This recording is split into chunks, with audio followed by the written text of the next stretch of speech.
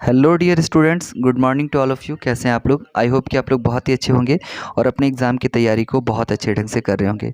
जैसा कि आपको पता है कि आपके एग्ज़ाम में और ज़्यादा दिन नहीं है, आप लोग थोड़ा-सा अपनी तैयारी को मजबूत कीजिए, बहुत अच्छे तरीके से कीजिए और आने वाले समय में आपके एग्ज़ाम के रिगार्डिंग जितने सारे इम्पोर्टेंट वीडियोज़ हैं, वो आपको तो प्रोवाइड किए ही जाएँगे।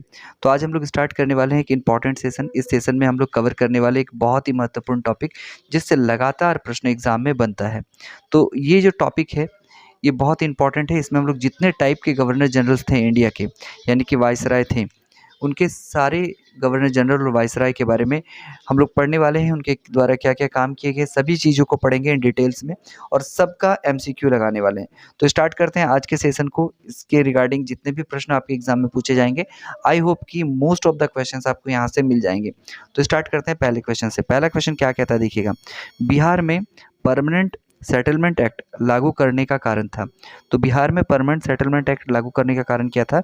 जमींदार के लिए जमीन पर वंश परंपरागत अधिकार को स्वेच्छा से हस्तांतरित करने का अधिकार। परमानेंट सेटलमेंट अधिकार कहता है कि जो ज़मींदार होते थे ना बिहार के, उनमें जो वंशावली होती थी, यानी कि बाप का बेटा जो होता था, फिर बेटा का जो बेटा होता था, वो अपने इच्छा अनुसार अपने ज़मीन को चाहे तो हस्तांतरित कर सकते हैं, इसलिए परमानेंट सेटलमेंट एक्ट लागू किया गया था। दूसरा क्वेश्चन देखिएगा, दूसरा क्वेश्चन क्या कहता है? इंपॉर्टेंट क्वेश्चन नंबर 2 को ध्यान फोकस कीजिएगा। दूसरा क्वेश्चन कहता है, ईस्ट इंडिया कंपनी पर संसदीय नियंत्रण के लिए प्रथम सुस्पष्ट कार्यवाही किसके द्वारा की गई? तो ईस्ट इंडिया कंपनी पर जो स्वतंत्र नियंत्रण था, उसके लिए पहला संसदीय नियंत्रण के लिए पहला सुस्पष्ट कार्रवाई जो था, वो रेगुलेटिंग एक्ट के द्वारा किया गया था। और रेगुलेटिंग एक्ट कब पारित हुआ? तो 1773 में पारित हुआ था। इसे आपको थोड़ा ध्यान में रखना है। तीसरा क्वेश्चन क्या कहता है देखिए, तीसरा क्वेश्चन कहता है कि शिक्षा में सुधार हेतु ब्रिटिश ने सैंडलर विश्वविद्यालय आयोग कब नियुक्त किया? तो शिक्षा के सुधार के लिए ब्रिटिश ने सैंडलर विश्वविद्यालय आयोग की नियुक्ति 1917 में की थी। Option number B 1917 is the right answer. Question number 4 की ओर फोकस कीजिए। चौथा क्वेश्चन कहता है, ईस्ट इंडिया कंपनी के अधीन प्रथम गवर्नर जनरल कौन था? तो चौथा का सही आंसर हो जाएगा वार्न हेस्टिंग, जो थे ईस्ट इंडिया कंपनी के अधीन पहले गवर्नर जनरल थे। आपको ये ध्यान में रखना है, वार्न हेस्टिंग्स का सही आंसर हो जाएगा। पांचवा क्वेश्चन फोकस कीजिएगा, कहता है लॉर्ड कॉर्नवालिस की कब्र यानी कि टॉम्ब कहाँ स्थित है?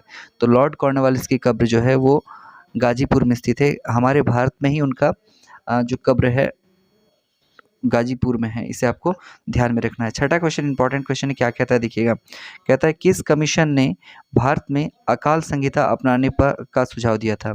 तो अकाल संहिता अपनाने का सुझाव जो है स्ट्रैची कमीशन 1880 यानी कि 1880 ने दिया था। स्ट्रैची कमीशन आपको याद रखना है, जिसने अकाल संहिता के बारे में बताया था। आगे देखिए, सातवां क्वेश्चन कहता है कि लॉर्ड विलियम बेंटिक भारत का गवर्नर जनरल किस चार्टर एक्ट के द्वारा बना था? तो लॉर्ड विलियम बेंटिक को चार्टर एक्ट 1833 के द्वारा भारत का गवर्नर जनरल बनाया गया था। इसे आप ध्यान में रखिएगा। आठवां क्वेश्चन कहता है, निम्नलिखित में से किस पर भारत के गवर्नर जनरल के पद पर रहते हुए किए गए कृत्य के लिए इंग्लैंड में महाभियोग की कार्रवाई हुई थी? तो महाभियोग की कार्रवाई किस पर हुई थी जो भारत में रहते हुए किया गया था? तो गवर्नर जनरल के पद पर। तो ये कार्रवाई हुई थी वार्न हेस्टिंग पर। ऑप्शन में डी वार्न हेस्टिंग्स का सही आंसर हो जाएगा। नवा क्वेश्चन क्या कहता है देखिए, किस गवर्नर के कार्यकाल के दौरान कलकत्ता में विक्टोरिया मेमोरियल हॉल का निर्माण हुआ? विक्टोरिया मेमोरियल हॉल वीवीआई बहुत इंपॉर्टेंट है। तो किस गवर्नर जनरल के शासनकाल में हुआ था? तो इसका सही आंसर हो जाएगा हार्डिंग के शासनकाल में, आपको याद रखना है। 10वां क्वेश्चन कहता है, किस गवर्नर जनरल के शासनकाल में 1793 ईस्वी में स्थायी बंदोबस्त लागू हुआ, जिसे भारत में सिविल सेवा का जनक माना जाता है? तो स्थायी बंदोबस्त लागू हुआ और उन्हें सिविल सेवा का जनक भी माना जाता है। तो कौन से गवर्नर जनरल थे आपको बताना है। तो सही आंसर इसका हो जाएगा बिल्कुल लॉर्ड कॉर्नवालिस। लॉर्ड कॉर्नवालिस ने स्थायी बंदोबस्त लागू किया, जिसे स्तंभरारी व्यवस्था के नाम से भी जानते हैं। आगे देखिए, 11 नंबर क्वेश्चन क्या कहता है, निम्नलिखित समाचार पत्रों में से कौन सा एक सर्वप्रथम प्रकाशित हुआ?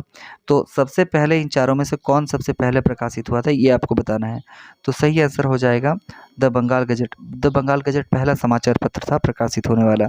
12वां क्वेश्चन क्या कहता है देखिए, इंपॉर्टेंट क्वेश्चन है, कहता है कॉर्नवालिस कोड निम्न में से किस सिद्धांत पर आधारित है?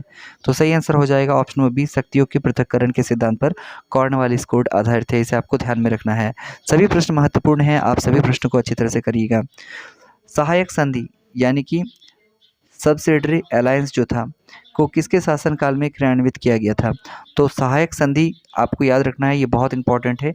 ये लॉर्ड वेलेस्ली के शासनकाल में होता है। ऑप्शन नंबर बी, सहायक संधि का जुड़ाव किनसे है? तो लॉर्ड वेलेस्ली इसका सही आंसर हो जाएगा।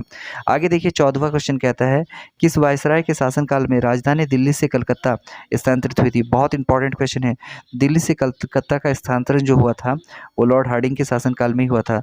और कब हुआ था? 1911 में। आपको ये याद रखना है, इंपॉर्टेंट है। चलिए क्वेश्चन नंबर 15 की ओर फोकस कीजिएगा। 15 नंबर क्वेश्चन कहता है कि गवर्नर जनरल के कार्यकाल के दौरान कलकत्ता में विक्टोरिया मेमोरियल हॉल 1901 में किसके शासनकाल में हुआ था? तो आपको पता होना चाहिए विक्टोरिया मेमोरियल हॉल का निर्माण कर्जन के शासनकाल में हुआ था 1901 में।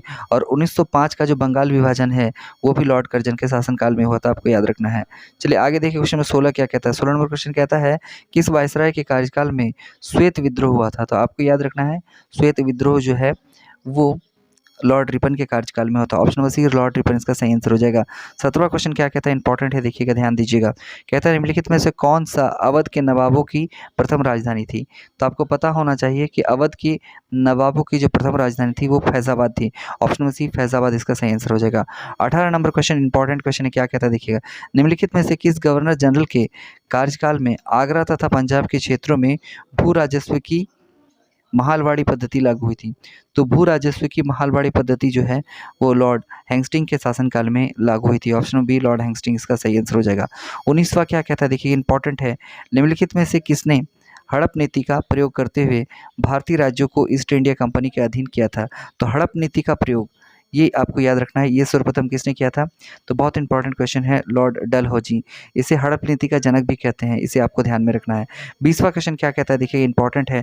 कहता है 1760 में रॉबर्ट क्लाइव के इंग्लैंड चले जाने के बाद बंगाल का कार्यकारी गवर्नर किसे नियुक्त किया गया? 1760 में रॉबर्ट क्लाइव इंग्लैंड चले गए, उसके बाद बंगाल का कार्यकारी जो गवर्नर था वो किसे बनाया गया था?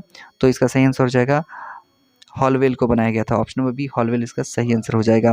इसे आपको ध्यान में रखना है। 21वां क्वेश्चन इंपॉर्टेंट क्वेश्चन है, कंपनी के अधीन बंगाल का अंतिम गवर्नर कौन था?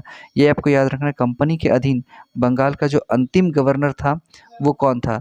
तो वारेन हेस्टिंग जो थे वो कंपनी के अधीन बंगाल के अंतिम गवर्नर थे, आपको याद रखना है। आगे देखिए 22वां क्वेश्चन कहता है कि भारत के ब्रिटिश शासन के दौरान द्वैध शासन निम्न में से किस अधिनियम द्वारा प्रारंभ किया गया? तो द्वैध शासन जो प्रारंभ किया गया था वो भारत सरकार अधिनियम 1919 के अकॉर्डिंग किया गया था। 1919 द्वैध शासन, 1919 जालियांवाला बाग हत्याकांड, 1919 तुर्की के खलीफा का पद समाप्त होना और खिलाफत आंदोलन, ये सारी घटनाएं 1919 से जुड़ी हुई है, आपको याद रखना है। 23वां क्वेश्चन इंपॉर्टेंट क्वेश्चन है, क्या कहता है देखिएगा। कहता है कि 1935 के भारत सरकार अधिनियम की कौन सी एक विशेषता नहीं थी? इनमें से कौन सी थी जो भारत सरकार अधिनियम 1935 की विशेषता नहीं थी? तो केंद्र के साथ ही राज्यों में द्वैध शासन ये नहीं था, केंद्र के साथ राज्यों में भी द्वैध शासन लागू नहीं किया गया था। ऑप्शन ए इसका सही आंसर हो जाएगा। क्वेश्चन नंबर 24 पे फोकस कीजिएगा। 24 नंबर क्वेश्चन क्या कहता है? कहता है Warren Hasting East India Company में सर्वप्रथम किस रूप में कार्य किया था? तो वारेन हेस्टिंग ने ईस्ट इंडिया कंपनी में सबसे पहले क्लर्क के रूप में काम किया था। क्लर्क से इन्होंने अपना जीवन शुरू किया और बाद में जाकर ये गवर्नर जनरल के पद पर आसीन भी हुए। 25वां क्वेश्चन क्या कहता है? किस वायसराय के काल में देसी भाषा यानी कि वर्नाकुलर प्रेस अधिनियम लागू किया गया था? तो वर्नाकुलर प्रेस अधिनियम जो है वो लॉर्ड लेटन के शासनकाल में लागू किया गया था। Option number C, Lord Lytton is the right answer. 26वां क्या कहता है देखिए, ब्रिटिश ईस्ट इंडिया कंपनी के अधीन बंगाल का प्रथम गवर्नर जनरल कौन बना था? तो ब्रिटिश ईस्ट इंडिया कंपनी के अधीन बंगाल के जो प्रथम गवर्नर जनरल बने थे वो वारेन हेस्टिंग थे। वारेन हेस्टिंग ऑप्शन नंबर 20 का सही आंसर हो जाएगा। 27वां क्वेश्चन क्या कहता है? इंपॉर्टेंट क्वेश्चन, ध्यान दीजिएगा। 1775 से 82 में प्रथम आंग्ल मराठा युद्ध निम्नलिखित में से कौन सा एक परिणाम था? तो आंग्ल मराठा युद्ध जो हुआ था वो 1775 से 82 तक हुआ था, इसका कौन सा परिणाम निकला, इन चारों में से आपको ये बताना है। तो इसका सही आंसर हो जाएगा ऑप्शन नंबर सी, यानी कि किसी भी पक्ष में जीत नहीं हुई थी आंग्ल मराठा युद्ध में, याद रखिएगा। आगे देखिए क्वेश्चन नंबर 28 क्या कहता है? इंपॉर्टेंट क्वेश्चन है, ध्यान दीजिएगा। 28वां क्वेश्चन कहता है अंग्रेजी शासनकाल के दौरान किस गवर्नर जनरल ने लगान की नीति प्रस्तुत की थी?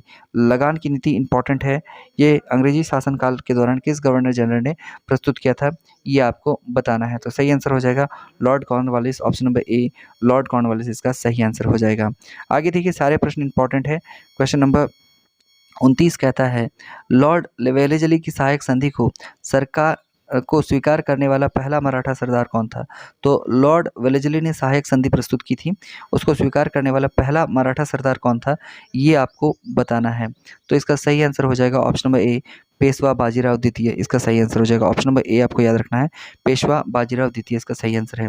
तीसरा क्वेश्चन क्या कहता है, देखिए, ब्रिटिश काल में सुप्रीम कोर्ट की स्थापना कब और कहाँ हुई थी?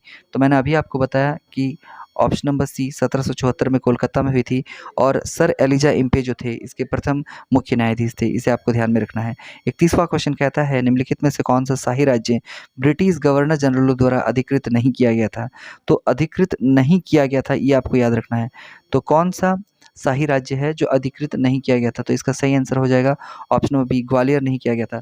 बाकी सिंध को भी किया गया था, अवध को भी किया गया था, और सतारा को भी किया गया था। आगे देखिए 32वां क्वेश्चन क्या कहता है। 32 नंबर क्वेश्चन कहता है, इंपॉर्टेंट क्वेश्चन है, आपको ध्यान देना है।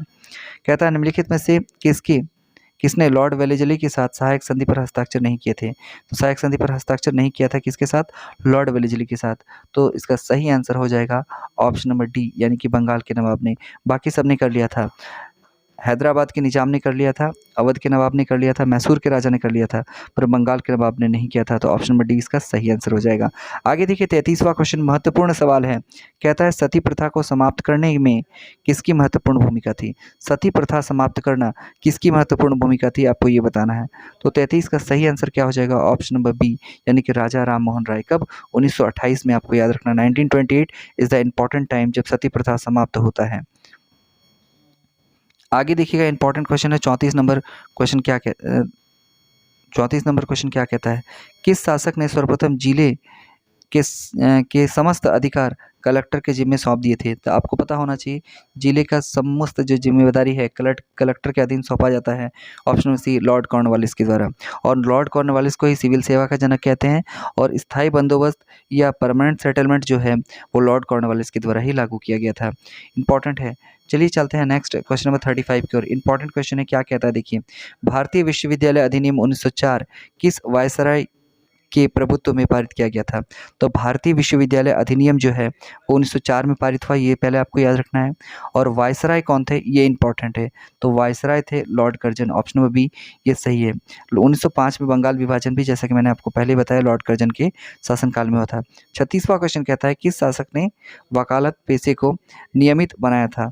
तो वकालत पेशे को नियमित किसने बनाया था, ये आपको बताना है। तो सही आंसर हो जाएगा इसका ऑप्शन नंबर सी, यानी कि लॉर्ड कॉर्नवालिस ने वकालत पेशे को नियमित बनाया था। ये इसका आपका सही आंसर हो जाएगा। आगे देखिए 37वां क्वेश्चन कहता है, निम्नलिखित में से किस गवर्नर जनरल को भारतीय प्रेस का मुक्तिदाता कहा जाता है? भारतीय प्रेस का मुक्तिदाता बहुत ही इंपॉर्टेंट क्वेश्चन है जो बार बार एग्जाम में पूछा जाता है। तो सही आंसर हो जाएगा ऑप्शन 37 का ऑप्शन नंबर सी, यानी कि चार्ल्स मेटकॉफ को भारतीय प्रेस का मुक्तिदाता कहते हैं। 38वां क्वेश्चन इंपॉर्टेंट क्वेश्चन है, क्या कहता है, देखिए, भारत में अंग्रेजी शिक्षा किसके द्वारा लागू की गई? ये बहुत इंपॉर्टेंट क्वेश्चन है। आपको पता होना चाहिए कि इंग्लिश जो है ना वो भारत का भी रीढ़ बन चुका है, भारत में किसी भी विश्वविद्यालय में या किसी भी स्कूल्स में इंग्लिश शिक्षा को आजकल बहुत महत्वपूर्ण मतलब माना जाता है। अब इसके जो मेन कर्णधार है वो कौन है, अंग्रेजी शिक्षा लागू करने वाले मेन कौन थे? तो वो थे option number C, William Bentinck. Option number C इसका सही आंसर हो जाएगा। इन्हें अंग्रेजी शिक्षा लागू करने का कर्णधारक माना जाता है। 38वां क्वेश्चन कहता है, किस गवर्नर जनरल को भारत में नागरिक सेवाओं का जनक माना जाता है? मैंने अभी बताया कि लॉर्ड कॉर्नवालिस को नागरिक सेवा यानी सिविल सेवा का जनक माना जाता है। आगे देखिए 40वां क्वेश्चन कहता है कि बम्बई से थाने जाने वाली भारत की प्रथम रेल किस वर्ष चली थी? तो 1853 में प्रथम रेल चली थी जो बम्बई से थाने तक गई थी। 41वां क्वेश्चन क्या कहता है, इंपॉर्टेंट क्वेश्चन है, ध्यान दीजिएगा। कहता है, भारत में आधुनिक शिक्षा प्रणाली की नींव किसके शासनकाल में रखी गई थी? तो इसका सही आंसर हो जाएगा option B, Charles William Bentinck के शासनकाल में आधुनिक शिक्षा प्रणाली को स्थापित किया गया था। ये आपको ध्यान में रखना है। आगे 42वां क्वेश्चन क्या कहता है, देखिएगा, निम्नलिखित में से किसके शासनकाल में कलकत्ता से रानीगंज कोयला क्षेत्र तक रेल लाइन बिछाई गई थी? तो कलकत्ता से रानीगंज कोयला क्षेत्र तक रेल लाइन जो बिछाया गया था वो बिछाया गया था, इसका सही आंसर हो जाएगा option number A, Lord Dalhousie के शासनकाल में। ऑप्शन नंबर ए इसका सही आंसर होगा। 43 नंबर क्वेश्चन कहता है कि भारत में अंग्रेजी शिक्षा किसके द्वारा लागू की गई थी? तो ये रिपीटेड क्वेश्चन है। अभी मैंने आपको बताया कि अंग्रेजी शिक्षा विलियम बेंटिक के द्वारा लागू की गई थी। ऑप्शन नंबर डी इसका सही आंसर हो जाएगा।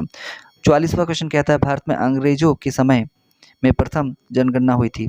तो भारत में अंग्रेजों के समय जो प्रथम जनगणना हुई थी वो किसके शासनकाल में हुई थी, ये आपको बताना है। तो इसका सही आंसर हो जाएगा ऑप्शन नंबर सी, यानी कि लॉर्ड मेयो के शासनकाल में।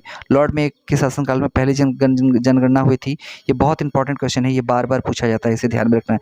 45वां क्वेश्चन कहता है, भारत में स्थानीय स्वायत्तशासी संस्थाएं 1882 में सशक्त की गई थी। किसके शासनकाल में स्थानीय स्वायत्तशासी संस्थाएं जो है वो 1882 में सशक्त हुई थी, ये आपको बताना है। तो इसका सही आंसर हो जाएगा option number B, Lord Ripon द्वारा। ऑप्शन नंबर बी इसका सही आंसर हो जाएगा। आगे देखिए 46 नंबर क्वेश्चन कहता है, लॉर्ड डलहौजी के शासनकाल में भारत में प्रथम रेल लाइन का निर्माण कब हुआ था। तो 46 का सही आंसर हो जाएगा ऑप्शन नंबर बी, यानी कि मुंबई और थाने के बीच में लॉर्ड डलहौजी के शासनकाल में पहली बार रेल लाइन का निर्माण हुआ था। 1853 वो डेट है जब इसे चलाया जाता है, 1853 साल है, याद रखिएगा। 47वां क्वेश्चन कहता है, सम्राट शाह आलम द्वितीय ने ईस्ट इंडिया कंपनी को बंगाल, बिहार तथा उड़ीसा की दीवानी कब प्रदान की थी, ये आपको बताना है। तो इसका सही आंसर हो जाएगा 12 अगस्त 1765। ऑप्शन नंबर ए सही आंसर है। 48वां क्वेश्चन कहता है, किस गवर्नर जनरल ने दास प्रथा को समाप्त किया था। दास प्रथा किसने समाप्त किया था, ये आपको बताना है। ऑप्शंस आपके पास हैं, तो सही आंसर इसका क्या हो जाएगा ऑप्शन नंबर सी, यानी कि सर जॉन सोर ने दास प्रथा को समाप्त किया था। दास कैपिटल जो है वो पुस्तक है दास प्रथा पर, ये पुस्तक किसने लिखी थी आपको कमेंट सेक्शन में बताना है। 49वां क्वेश्चन कहता है, भारत में न्यायिक संगठन की स्थापना किसने की थी। तो सही आंसर हो जाएगा, भारत में न्यायिक संगठन की स्थापना लॉर्ड कॉर्नवालिस ने की थी। ऑप्शन नंबर बी इसका सही आंसर हो जाएगा। 50वां क्वेश्चन कहता है कि नागरिक सेवाओं में भर्ती के लिए प्रतियोगिता परीक्षाओं का चालन किस गवर्नर जनरल के शासनकाल में आरंभ हुआ था। यानी कि सिविल सेवा जो एग्ज़ाम्स है, सिविल सर्विसेज का जो एग्ज़ाम है वो शुरुआत होता है किस गवर्नर जनरल के शासनकाल में। तो सही आंसर हो जाएगा Lord Dalhousie. Option number A is the right answer. Lord Cornwallis के समय ये लागू हुआ था, पर लॉर्ड डलहौजी के समय इसमें परीक्षा लेना शुरू होता है। 51वां क्वेश्चन कहता है, 51 क्वेश्चन कहता है कि राज्य अपहरण नीति यानी कि डॉक्ट्रिन ऑफ लैप्स निम्नलिखित में से कौन समर्थक था, कौन महान समर्थक था। तो राज्य अपहरण नीति का लॉर्ड डलहौजी को लुटेरा कहते हैं, याद रखिएगा। ऑप्शन नंबर ए इसका सही आंसर होगा। क्वेश्चन नंबर 52 देखिए, त्रावणकोर के दीवान वेलुथम्पी ने विद्रोह संगठित किया था। तो वेलुथम्पी जो थे वो त्रावणकोर के दीवान थे, उन्होंने कब विद्रोह किया था, ये आपको बताना है। तो सही आंसर हो जाएगा ऑप्शन नंबर सी 1809 इसका सही आंसर हो जाएगा। 53वां क्वेश्चन कहता है, इंपॉर्टेंट क्वेश्चन है देखिए। 53 क्वेश्चन कहता है, भारत में निम्नलिखित वायसरॉय में से किसके शासनकाल में Indian penal code, civil procedure code और क्रिमिनल प्रोसीड्योर कोड पारित किया गया था। इंडियन पेनल कोड याद रखिएगा, इंडियन पेनल कोड, साथ में सिविल प्रोसीडियर कोड और क्रिमिनल प्रोसीडियर कोड, ये तीनों कोड इंपॉर्टेंट है। किसके साल में किस गवर्नर जनरल के शासनकाल में पारित हुआ था। तो लॉर्ड कैनिंग के शासनकाल में। ऑप्शन नंबर ए याद रखना है। 54वां क्वेश्चन कहता है कि किस गवर्नर जनरल ने पहली बार डाक टिकट जारी किया था। पहली बार डाक टिकट जो है वो किसने जारी किया था। तो इसका सही आंसर हो जाएगा ऑप्शन नंबर ए, यानी कि Lord Dalhousie is the right answer. Question number 55 देखिएगा, कहता है कि 1865 में भारत में समुद्रित टेलीग्राफ सेवा निम्न में से किस वायसराय के द्वारा स्थापित किया गया था या शुरू किया गया था। तो समुद्रित टेलीग्राफ सेवा जो है वो शुरू किया गया था लॉर्ड लॉरेंस के द्वारा, Lord Lawrence. Option number B इसका सही आंसर हो जाएगा। 52वां क्वेश्चन क्या कहता है, इंपॉर्टेंट क्वेश्चन है, 56 नंबर क्वेश्चन, या ध्यान दीजिएगा। कहता है कि लॉर्ड डलहौजी के शासनकाल में लागू 1854 की वुड्स डिस्पैच में अभिव्यक्त शिक्षा का लक्ष्य था। वुड डिस्पैच में क्या शिक्षा दी गई थी, इस शिक्षा का लक्ष्य क्या था। तो इसका सही आंसर हो जाएगा ऑप्शन नंबर सी, यानी कि अंग्रेजी भाषा के माध्यम का प्रयोग कर लोगों में साक्षरता को बढ़ाना, इसका सही आंसर हो जाएगा। क्वेश्चन नंबर 57 क्या कहता है देखिएगा। 57 नंबर क्वेश्चन कहता है, रविन्द्रनाथ टैगोर ने किस वायसराय के शासनकाल में नाइटहुड उपाधि लौटा दी थी। रविन्द्रनाथ टैगोर ने नाइटहुड उपाधि लौटा दी थी, ये तो इंपॉर्टेंट है, पर किस वायसराय के शासनकाल में लौटाया था ये आपको जानना बहुत जरूरी है। तो सही आंसर हो जाएगा लॉर्ड चैम्सफोर्ड। ऑप्शन में C is the right answer. 58 question देखिएगा, 58वां क्वेश्चन पर फोकस कीजिएगा।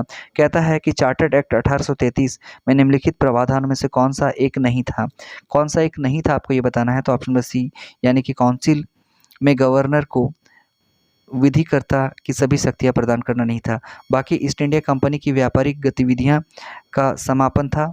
दूसरा, काउंसिल के परम सत्ताधारी के पदनाम को भारत के गवर्नर जनरल के पदनाम में बदलना था। और चौथा, गवर्नर जनरल की काउंसिल में विधि सदस्य के रूप में एक भारतीय की नियुक्ति भी सही है, पर ऑप्शन नंबर सी इसका गलत है, यानी कि ऑप्शन सी इसका सही आंसर हो जाएगा। 59वां क्वेश्चन क्या कहता है देखिएगा, कहता है कि सती प्रथा उन्मूलन किस गवर्नर जनरल के शासनकाल में हुआ था। इंपॉर्टेंट क्वेश्चन है, आपको याद रखना है, Lord William Bentinck, option number A William Bentinck इसका सही आंसर हो जाएगा। आगे देखिए इंपॉर्टेंट 60 नंबर क्वेश्चन कहता है, अंग्रेजों ने सिक्के ढालने के टकसाल सर्वप्रथम कहाँ स्थापित किए थे। तो इसका सही आंसर आपको बताना है, ऑप्शंस आपके पास है। अंग्रेजों ने सिक्के ढालने के टकसाल कहाँ स्थापित किए थे, तो सही आंसर हो जाएगा ऑप्शन नंबर सी, चेन्नई में। चलिए आगे देखिए, क्वेश्चन नंबर 61 कहता है कि निम्नलिखित में से किस एक्ट के द्वारा भारत के गवर्नर जनरल को अध्यादेश जारी करने की शक्ति प्रदान की गई थी। तो किस एक्ट के द्वारा की गई थी, तो वो आपको बताना है। तो सही आंसर हो जाएगा इसका ऑप्शन नंबर बी, यानी कि इंडियन काउंसिल एक्ट 1861 के द्वारा भारत में गवर्नर जनरल को अध्यादेश जारी करने की शक्ति प्रदान की गई थी। 62 क्वेश्चन नंबर 62 पे फोकस कीजिएगा। बंगाल विभाजन 1905 पर यहाँ के लोगों ने प्रतिक्रिया दी थी। बंगाल विभाजन जब होता है 1905 में, तो यहाँ के लोगों ने क्या प्रतिक्रिया दी थी, तो इनमें से सभी दी थी, यानी कि सही आंसर हो जाएगा अनशन किया था, गंगा स्नान किया था और रस्सी बांधकर इसका बहिष्कार किया था। 53 नंबर क्वेश्चन देखिएगा, वायसराय के शासनकाल यानी कि 1871 ईस्वी में भारतीय सिविल सेवा में चुने गए पहले भारतीय का नाम क्या था। तो भारतीय सिविल सेवा में पहले सत्येंद्रनाथ बनर्जी चुने गए थे, सुरेंद्रनाथ बनर्जी चुने गए थे। Option number A Surendranath Banerjee इसका सही आंसर हो जाएगा। 64वां क्वेश्चन क्या कहता है देखिएगा, 1857 की क्रांति के बिहार के नेता थे। तो 1857 की जो क्रांति होती है उसमें बिहार से नेतृत्व कुंवर सिंह ने किया था। Option number B Kunwar Singh ने किया था, आपको ये याद रखना है। 65वां क्वेश्चन कहता है, गवर्नर जनरल लॉर्ड कैनिंग के शासनकाल में रानी लक्ष्मीबाई को अंतिम युद्ध में सामना करना पड़ा था। तो रानी लक्ष्मीबाई को किसके साथ अंतिम युद्ध में सामना करना पड़ा था, ये आपको बताना है। तो सही आंसर हो जाएगा ऑप्शन नंबर ए ह्यूरोज का सामना करना पड़ा था। खूब लड़ी मर्दानी वो तो झांसी वाली रानी थी, आपने तो सुना ही होगा। 1857 नेक्स्ट क्वेश्चन कहता है, 1857 के विद्रोह के समय में कौन ब्रिटिश गवर्नर जनरल था। तो ये बहुत इंपॉर्टेंट क्वेश्चन, वीवीआई क्वेश्चन, इस प्रकार क्वेश्चन ज़्यादा पूछे जाते हैं। तो 1857 का जो विद्रोह हुआ था उस समय ब्रिटिश के जो गवर्नर जनरल थे वो थे Lord Canning. Option number B Lord Canning is the right answer, Lord Canning इसका सही आंसर हो जाएगा। आगे देखिए 67 क्वेश्चन क्या कहता है, ब्रिटिश राज में ईस्ट इंडिया कंपनी को समाप्त करके भारत में ब्रिटिश स्वामित्व का प्रशासन किस वर्ष वायसराय के माध्यम से अपने हाथों में ले लिया गया। तो ये तो बहुत इंपॉर्टेंट है और बहुत आसान सा सवाल था, तो इसका सही आंसर हो जाएगा ऑप्शन बी 1858। 1857 की जब क्रांति होती है तो भारत में जो ईस्ट इंडिया का शासनकाल, ईस्ट इंडिया कंपनी का जो शासन था उसको समाप्त कर दिया जाता है। उसकी जगह शासन जो है वो पूरी तरह से कंट्रोल कर लिया जाता है ब्रिटिश क्राउन के द्वारा, और बोल दिया जाता है कि अब ईस्ट इंडिया कंपनी की जगह ब्रिटिश संसद से भारत का शासन चलाया जाएगा। चलिए 68वां क्वेश्चन क्या कहता है, किसके शासनकाल में भारत में अंग्रेजी शिक्षा प्रारंभ हुई थी। ये बहुत इंपॉर्टेंट क्वेश्चन है, इसलिए बार बार रिपीट हो रहा है, तो आपको ध्यान में रखना है। अंग्रेजी शिक्षा जो हुई थी वो लॉर्ड विलियम बेंटिक के शासनकाल में हुई थी, मैंने आपको पहले ही बताया है। क्वेश्चन नंबर 69 कहता है, लॉर्ड चेम्सफोर्ड के शासनकाल में मार्लेमेंटो सुधार किस वर्ष पारित हुआ था। तो 1909 में मार्लेमेंटो सुधार पारित हुआ था, आपको ये ध्यान में रखना है। क्वेश्चन नंबर 70 क्या कहता है देखिए, वायसराय की हत्या उसके कार्यकाल में की गई थी। कौन से वायसराय थे जिसकी हत्या उसके कार्यकाल में कर दी गई थी। तो सही आंसर हो जाएगा ऑप्शन बी लॉर्ड मेयो, और इन्हीं के शासनकाल में पहली बार जनगणना भी हुई थी। 71वां क्वेश्चन क्या कहता है देखिए, 71वां क्वेश्चन कहता है कि governor general Lord Dalhousie civil सेवाओं में भर्ती के लिए खुली प्रतियोगिता का आयोजन किस वर्ष शुरू किया। तो लॉर्ड डलहौजी ने खुली प्रतियोगिता का आयोजन 1853 में शुरू किया था, और इसी डेट में भारत में पहली रेलगाड़ी भी चली थी। 72वां क्वेश्चन क्या कहता है देखिए, लॉर्ड डलहौजी के शासनकाल में निम्नलिखित में से किस राज्य का विलय अधिग्रहण की नीति यानी कि डॉक्ट्राइन ऑफ लैप्स के थ्रू किया गया था, इसके द्वारा किया गया था। तो डॉक्ट्राइन्स ऑफ लैप्स के थ्रू यानी कि अधिग्रहण नीति के द्वारा किस राज्य का विलय किया गया था डलहौजी के शासनकाल में, आपको ये बताना है। तो इसका सही आंसर हो जाएगा 72 का सही आंसर हो जाएगा ऑप्शन नंबर डी, यानी कि Travancore is the right answer. आगे देखिए 73वां क्वेश्चन, और ये आज का लास्ट क्वेश्चन है। क्या कहता है देखिए, क्वेश्चन कहता है कि भारत में प्रथम रेलवे लाइन किस ब्रिटिश गवर्नर जनरल के शासनकाल में बिछाई गई थी, यानी उनके समय में बिछाई गई थी। तो सही आंसर हो जाएगा ऑप्शन नंबर ए, यानी कि लॉर्ड डलहौजी। इस प्रकार से आज हमने मोस्ट इंपॉर्टेंट 73 क्वेश्चन कर लिए हैं और इससे 1-2 प्रश्न तो आपको देखने को मिलेंगे ही मिलेंगे। तो गवर्नर जनरल का शासन हमने पहले ही इससे रिलेटेड सारी चीज़ें पहले ही कवर कर रखी थी। आज मैंने उसका एमसीक्यू बहुत बेहतरीन ढंग से बता दिया है। इससे पहले ईस्ट इंडिया कंपनी का वीडियो आप ज़रूर देखिएगा। उसमें ईस्ट इंडिया कंपनी के अधीन में जितने सारे शासनकाल चलाए गए हैं, उसके बारे में डिटेल्ड एमसीक्यू करवाया गया है। तो ये वीडियो अगर आपको पसंद आया है तो वीडियो को लाइक कीजिएगा, अपने दोस्तों के साथ शेयर करना मत भूलिएगा और साथ में ही अगर आप सीयूईटी एग्ज़ाम की तैयारी कर रहे हैं तो चैनल को सब्सक्राइब करके चैनल से जुड़ जाइएगा ताकि आपको सारे वीडियो का नोटिफिकेशन टाइम पे मिल सकें। मिलते हैं फिर नेक्स्ट वीडियो में, तब तक के लिए thank you and good bye.